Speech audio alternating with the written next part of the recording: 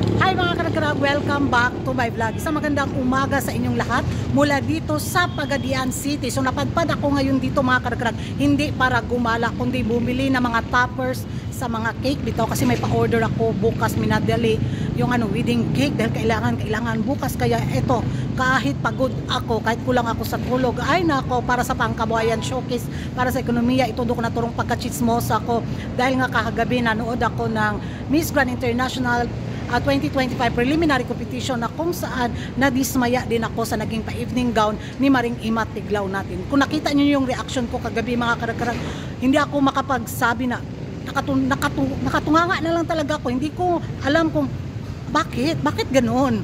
Kakaiba siya, sabihin na natin kakaiba nga, kakaiba yung design, hindi bago sa paningin natin sa mga nakasanayan natin mga pa-evening gown na nilalaban ng mga kandidata sa international pageant. So sa taon na to, nako grabe yung mga pa-iskandalo, intriga ngayon na kumakalat sa social media dahil sa naging pa-evening gown ni Maring Ima Tiglaw natin.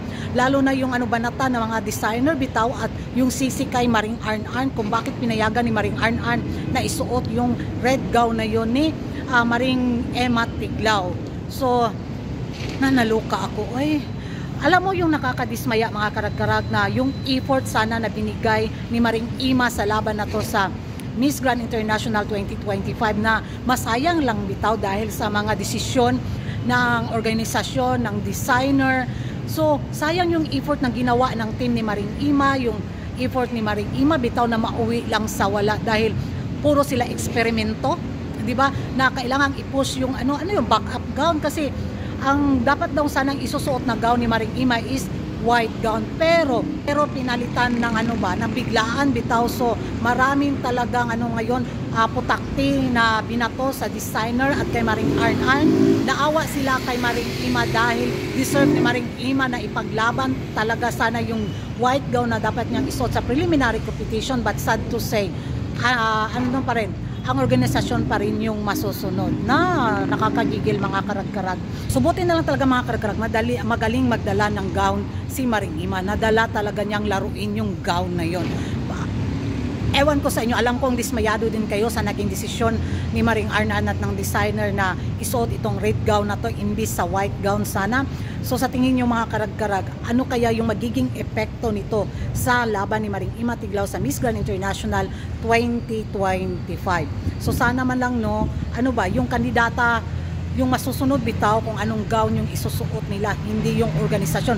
Andun na yung suporta ng organisasyon. Sana bigyan nila ng freedom yung kandidatang mamili yung isusuot nila, hindi dahil sponsored gown ito yung isuot mo.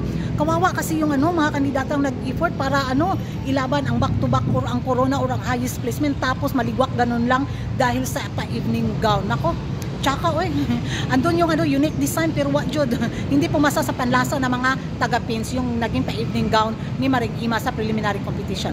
Mag-ingay tayo sa comment section mga karagkarag kung ano yung magiging reaction ninyo. Comment down below kung hindi ka pa nakapag-subscribe sa YouTube channel ko. Don't forget to like and subscribe kuragan kanan and hit the notification bell para updated kayo sa mga latest kaganapan at late na intriga sa mundo ng beauty pageant. Nandito ako sa Robinson. Sarado pa kasi, kakain lang ako ng KFC tapos uuwi na ako sa Lasak City dahil hindi ako nag-breakfast. Gutom na talaga ako.